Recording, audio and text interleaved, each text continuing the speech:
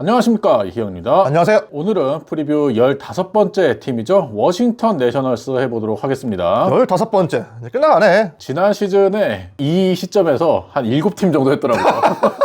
그러니까 실패한 겁니다, 여러분. 네. 하지만 이번에는 페이스 조절을 잘 했기 때문에 무조건 시즌 전에 완주하겠습니다. 그러면 지난 시즌 성적부터 알아보도록 하겠습니다. 2023 시즌과 마찬가지로 71승 91패 기록을 했는데 순위는 한 단계 올랐어요. 마이애미가 100패를 기록을 하면서 워싱턴이 어부지리로 4위로 올라갔고요. 2019년 월드시리즈 우승 이후에 5년 연속 루징 시즌을 당하고 있습니다. 5년 연속 지구 최하위를 피한 게 그나마 다행이었어요. 2019년에 창단 첫 우승을 차지한 이후에 암흑기가 길어지고 있잖아요. 2021년 이후에 386패를 당했는데 같은 기간 메이저리그 최다패였습니다. 작년에 젊은 야수들이 등장하면서 세대교체의 시작을 알리긴 했지만 당장의 파급력이 크진 않았고요. 그래도 선발진이 선전했고 코어들이 메이저리그에 올라왔다는 건 고무적이었습니다. 오프시즌 행보부터 알아보도록 하겠습니다. FA 계약을 통해서 마이클 소로카, 조시 벨, 트레버 윌리엄스, 아메드 로사리오, 호르헤 로페스, 폴 디용, 루카스 심즈, 카일 피네건, 오가사와라 신노스케 많은 계약을 성공을 시켰어요. 네, 그리고 트레이드를 통해서 나다니엘 로우를 데리고 왔고요. 눈에 띌 만한 마이너리그 계약 선수로는 콜린 포셰, 앤드루 키즈너, 코너 필깅턴 등이 있었습니다. 팀을 떠난 선수로는 제이콥 반스, 그리고 이닝 히터죠. 패트릭 코빈이 팀을 떠났고요. 조이 갈로, 테너 레인이, 로버트 가르시아 팀을 떠났습니다. 오프시즌 등급 매겨보겠습니다. 무려 9명의 선수를 계약을 했더라고요. 그런데 놀랍게도 도합 5천만 달러가 안 됩니다. 맞아요. 물량 공세를 했지만 빅네임이 없었다는 점에서 얼마나 실속이 있을지는 의문이고요. 작년에 팀 홈런이 전체 두 번째로 적은 팀이 워싱턴이었잖아요. 그런데 로우와 벨, 디용이 이 부분을 드라마틱하게 늘려줄 거란 생각은 안 든단 말이에요. 그래도 젊은 선수들에게 경험을 전수할 수 있고 성장을 벌어다줄 선수들을 데리고 왔다는 측면에서 B-를 매겼습니다. 저는 B를 줬습니다. 뭐야? 요새 인기질만 갖고네. 열심히 많이 하네. 이렇게 해서 NL 동부에서 애틀랜타 어시점 밑으로 내려가면은 보강을 잘했다가 변명하려고? 어떻게 알았지? 역시 머리 좋아요. 오프시즌 선발과 불펜의 뎁스를 강화하고 파워를 보강하고 유망주 성장을 위한 징검다리 선수들을 영입하는데 목적이 있었다라고 봤는데 이 모든 목표를 어느 정도는 달성을 했다라고 생각을 해요. 아무래도 돈을 5천만 달러도 안 쓰다 보니까 최상급의 선수들을 데려오기는 힘들었지만 그래도 제한된 예산 속에서 충분히 좋은 선수들을 많이 데려왔다라고 생각을 하고요. 파워 보강이 가장 중점이었던 타선이었는데 네스니엘 로우와 조시 벨이 지난해보다는 좀 더 파워를 보강해주지 않을까 싶어서 B를 줬습니다.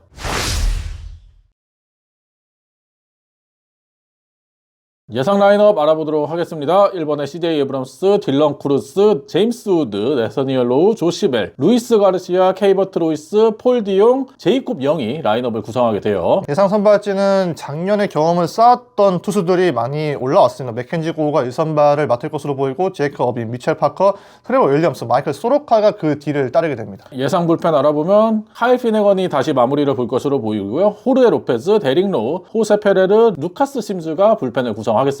관전 포인트 3가지 알아보겠습니다. 제 첫 번째 관전 포인트는 5할과의 싸움입니다. 워싱턴의 현실적인 목표는 월드시리즈 우승이 아닙니다. 지구 우승도 아니에요. 포스트 시즌 진출도 아닐 겁니다. 리빌딩이 어느 정도 진행이 된 시점에서 팀들이 가질 수 있는 현실적인 목표는 5할 승률이겠죠. 먼저 5할 승률을 맞추면서 이 승리를 할 수 있다는 그런 자신감을 확보하는 게 우선이니까요. 작년에 워싱턴이 팀 도루 1위에 올랐거든요. 많이 뛰었고 또 잘 뛰었습니다. 스태캐스트가 도루와 추가 진루 성공 실패로 계산하는 베이스러닝 지수에서도 득점 가치가 플러스 7로 전체 7위였더라고요. 운동신경을 바탕으로 역동적인 야구를 추구하는 건 최근 트렌드에 부합하는 부분인데 그래도 홈런이나 장타가 너무 적어요. 장타도 이제 리그에서 3번째로 적은 팀이 워싱턴이었었고요. 올해는 이제 이렇게 부족한 점들을 보완해야 다음 목표인 5할 승리에 가까울 수 있다고 생각이 되고요. 또 하나, 작년에 워싱턴이 가장 떨어졌던 부분이 5할 승률 이상 팀을 상대로 했을 때 성적이었습니다. 물론 애틀랜타처럼 만만한 팀들은 이제 8승 5패로 앞선 전적을 기록했는데 작년에 5할 이상 승률 팀들을 상대로 리그에서 가장 나빴던 팀이 워싱턴이었습니다. 38승 67패로 승률이 3할 6푼 2밖에 되지 않았고요. 바로 위에 콜로라도가 4할이었으니까 워싱턴이 유독 많이 떨어졌다는 걸 알 수가 있죠. 저는 이런 부분도 잘 이겨내야 한다는 측면에서 오랜만에 중의적인 의미를 가진 5할과의 싸움을 써봤습니다. 제 첫 번째 관전 포인트는 파워입니다. 최근에 G드래곤의 노래도 나왔죠. 근데 어떻게 알아? 제가 이 정도입니다.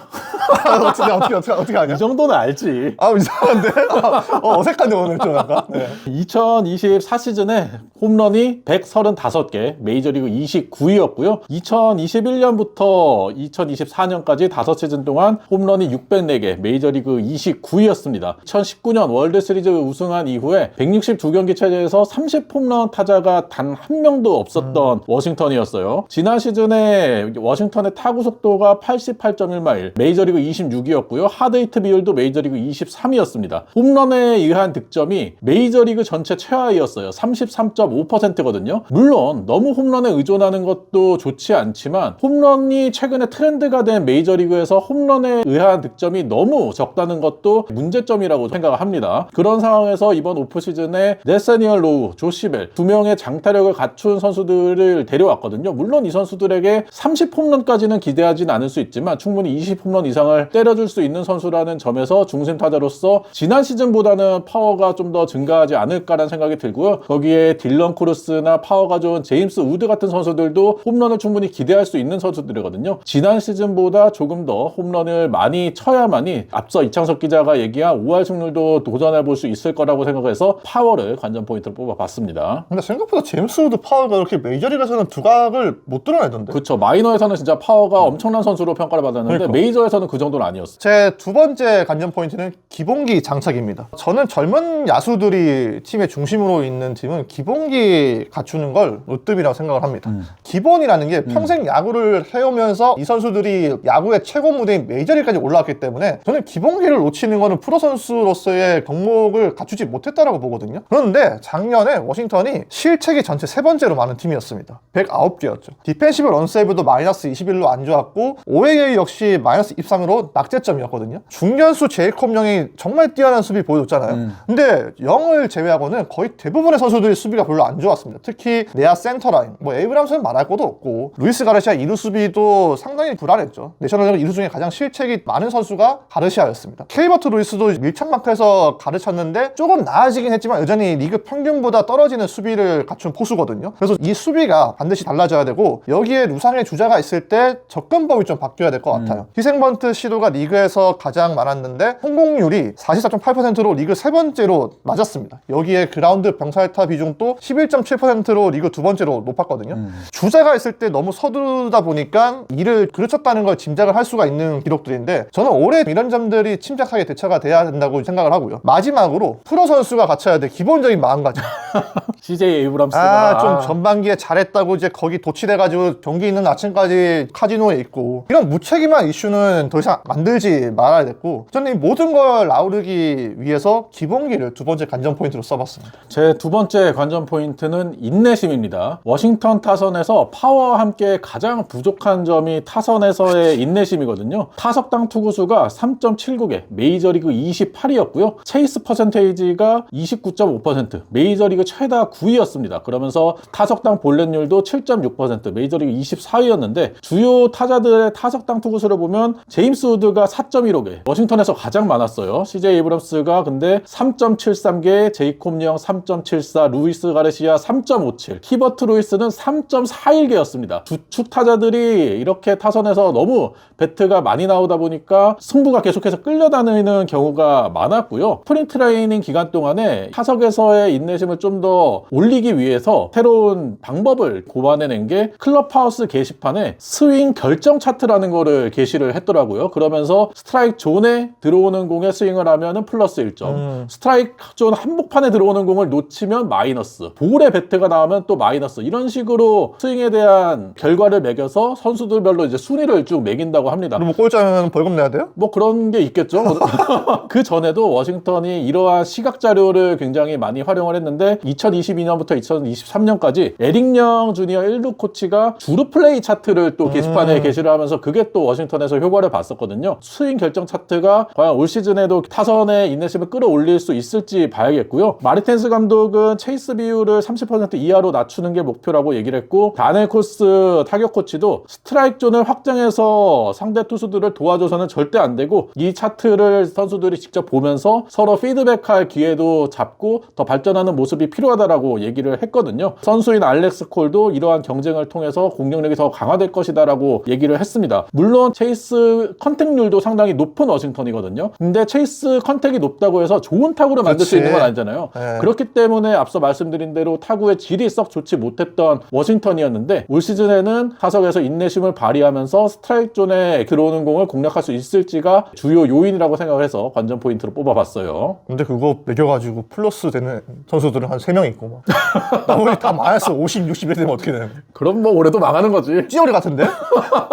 제 세 번째 관전 포인트는 드래프트 1순위입니다. 작년에 가장 기분 좋은 일이었죠. 원래 성적 역순대로 했으면 워싱턴은 올해 드래프트에서 6순위 지명권을 가지는 거였는데 추첨대로 바뀌면서 확률 10.2%를 뚫고 전체 1순위 지명권을 확보를 했습니다. 마이크 리조 단장도 믿을 수 없다 이런 반응 보이면서 우리에게 행운이 돌아왔다 이렇게 말을 하더라고요. 행운이 돌아왔죠. 워싱턴은 1순위에 대한 기억이 상당히 좋습니다. 2009년, 2010년에 전체 1순위 지명권을 가지고 있으면서 리빌딩의 초석을 다지 스트라스버그와 하퍼를 뽑았죠. 스트라스버그는 2019년 우승할 때 결정적인 기여를 했던 투수고 하퍼는 물론 우승을 함께 하지 못했지만 우승까지 갈 수 있도록 만들어준 선수잖아요. 두 선수 모두 다 워싱턴의 역사에서 빼놓을 수가 없는 인물들인데 저는 1순위의 신화가 올해도 이어져야 되지 않을까 싶어서 주목을 하고 있고요. 아직 뭐 시간이 남아서 더 지켜봐야겠지만 현재로서는 플로리다 주립도 자완 제이미 아놀드와 텍사스 A&M의 외야수 제스 라비올렛 그리고 고교 외야수 이단 할러데이 등이 1순위 후보들로 꼽히고 있거든요. 그런데 워싱턴 입장에서는 이 선수들이 각축전을 벌이면 안 돼요. 딱 한 명 궁객이라고 튀어오르는 선수가 나와줘야 고민 없이 뽑을 수 있거든요.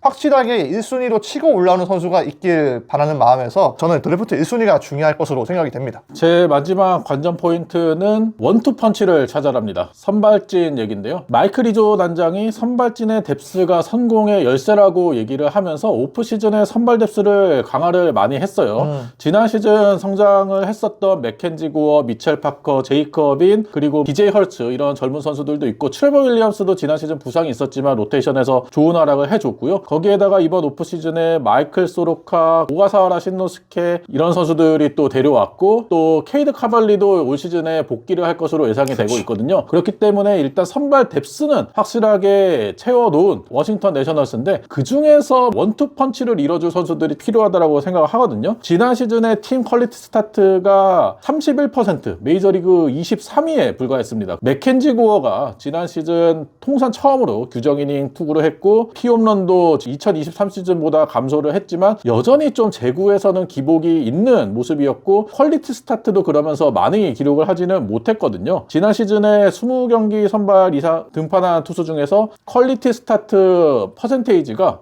88위에 불과했습니다. 그만큼 이닝을 많이 소화하지 못하는 모습이었는데 제이크 어빈이 지난 시즌에 워싱턴에서 가장 많은 이닝을 던져줬거든요. 제구는 안정적이지만 이 선수가 1, 2선발로서 가질 수 있는 압도적인 구위를 가진 선수는 아니잖아요. 그리고 지난 시즌 후반기에도 썩 좋지를 못했고요. 이번에 데려온 마이클 소로카 같은 경우에도 부상 이슈가 있는 선수이기 때문에 항상 이닝 관리를 해줘야 되는 선수로 보이고 트레버 윌리엄스가 지난 시즌에 스위퍼를 적극적으로 활용을 하면서 성적을 반등시키지 않았습니까? 올 시즌은 부상 없이 젊은 선수들을 잘 이끌 수 있는 선수로 거듭날지도 궁금하고요. 확실하게 에이스 카드가 없는 것이 앞서 이창석 기자가 첫 번째 관전 포인트로 얘기했던 5할 승률 이상 팀을 상대로 어려움을 겪는 요인 중 하나라고 저는 생각을 하거든요. 어느 정도 성장을 이룬 선수들이 좀 더 확실히 발전을 해서 원투 펀치를 이뤄줄 수 있는 정도로 성장을 해야지 워싱턴의 선발진이 더욱더 강력해질 수 있을 거다라고 생각해서 관전 포인트를 뽑아봤습니다. 근데 선발진 대수 신경 쓰면 패트릭 커빈도 데려오지. 패트릭 커빈이 워싱턴의 커셔 아니에요? 아, 그럴 수 있죠. 아니,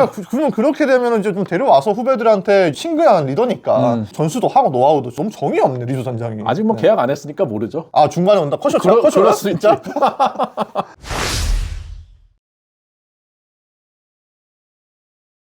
키플레이어 보겠습니다. 제 키플레이어는 딜런 크루스입니다. 사실 원래 저는 제임스 우드는 어려웠어요. 크루스를 또 한번 얘기한 적도 있었고 우드가 작년에 임팩트가 좀 떨어지긴 했지만 2002년생인 거 감안했을 땐 준수한 성적을 거뒀다고 생각을 하거든요. 근데 우드가 타석에서의 존재감이나 플레이 스타일, 애티튜드 이런 게 저는 마음에 드는데 스타성을 얼마나 겸비할 수 있을지는 의문이더라고요. 좀 조용한 스타일이죠. 네, 잘 크면은 내가 봤을 때는 휴스턴의 알바레스야.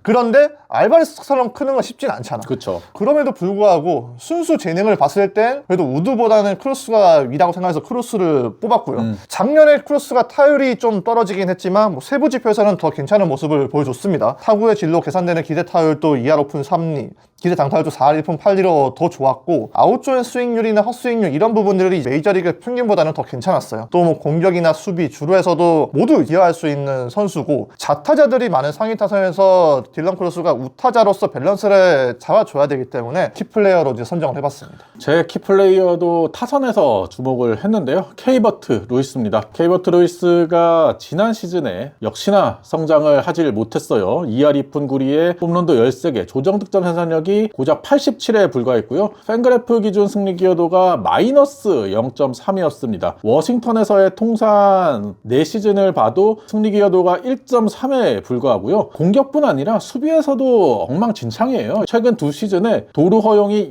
208개인데 메이저리그 최다고 패스트볼도 메이저리그 최다 2위였습니다. 2023 시즌 시작하기 전에 8년에 5천만 달러 워싱턴이 기대를 하면서 연장 계약을 안겨준 만큼 빠르게 좀 성장을 해줄 필요가 있는데 그러질 못하고 있고요. 루이스는 지난 시즌에 대해서 공수 모두에서 불만족스럽고 팀이 나에게 투자한 거에 대해서 책임감을 많이 느낀다라고 얘기를 했거든요. 데이브 마르티네즈 감독도 케이버트 루이스가 뭔가 계약에 대한 부담감을 많이 느끼는 것 같다라고 얘기를 했습니다. 지난 시즌에 루이스가 체이스 비율이 무려 38.2%였고요. 체이스 컨택률이 79.9%. 체이스 컨택률은 좋았지만 앞서 말씀드린 대로 이렇게 되면 타구의 질이 좋을 수가 없거든요. 타구의 속도가 85.3마일밖에 되지를 못했고 하드 히트도 25.6%밖에 되지를 못했어요. 시즌에는 투수들에게 좀 더 스트라이크를 강요하는 유인구를 참아내는 모습이 나와줘야지만 케이버트 루이스가 타선에서 좋은 모습을 보여줄 수 있을 거다라고 생각하고요. 지난 시즌을 앞두고는 팔꿈치 통증을 느끼면서 송구 훈련을 시즌 전에 제대로 못했다고 하거든요. 그러면서 도루 허용이 꽤 많았었는데 올 시즌에는 이미 롱토스 훈련하면서 몸 상태는 전혀 이상이 없다라고 하거든요. 공수 모두에서 케이버트 루이스가 성장을 해주면서 안방을 지켜줘야지 워싱턴 타선과 수비에서도 더 좋은 모습이 나와줄 수 있을 거라고 생각을 해서 키플레이어를 뽑아봤습니다. 포수의 시세를 감안했을 때 8년 5천만 달러는 사실 비싸다고 할 수는 없는데 현재까지 케이버트 루이스의 활약이나 성적은 비싸게 느껴져요.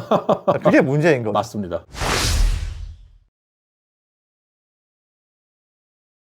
최고 최악 시나리오 알아보겠습니다. 제 최고의 시나리오는 200홈런 돌파입니다. 2019년 이후에 162경기 체제에서 200홈런 시즌이 단 한 차례도 없었거든요. 앞서 제가 관전 포인트로 파워도 얘기를 했지만 반드시 파워를 개선해야만이 올 시즌 공격에서 좀 더 나은 모습을 보여줄 수 있을 거라 생각해서 200홈런을 최고의 시나리오로 뽑아봤습니다. 제 최고의 시나리오는 가성비가 무엇인지 보여준답니다. 쓰는 돈은 5천만 달러가 안 되는데 활약은 1억 달러가 넘는 그런 활약을 보여준다는 의미겠죠. 제 최악의 시나리오는 71승 91패입니다. 또? 네, 3년 연속 같은 승률. 굴레를 못 벗어나네. 이번에도 뭐 유망주 성장 안 되고 이번에 데려왔던 진검다리 선수들이 성적이 좋지 못하다면 똑같은 성적을 답습할 수밖에 없겠죠. 제 최악의 시나리오는 수비는 바뀌지 않고 사람도 바뀌지 않는다.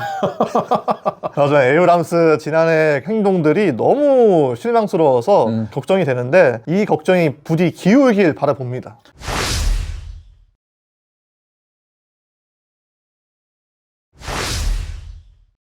저희가 프리뷰 15번째 팀이죠. 워싱턴 내셔널스 알아봤는데요. 드디어 2025 프리뷰도 전환점을 돌았습니다. 하지만 여기서 멈추지 않고 계속해서 달려갈 예정이니까요. 많이 기대를 해주시기 바라고요. 댓글도 많이 달아주시기 바랍니다. 구독과 좋아요 부탁드리고요. 다음 영상으로 찾아뵐게요. 안녕.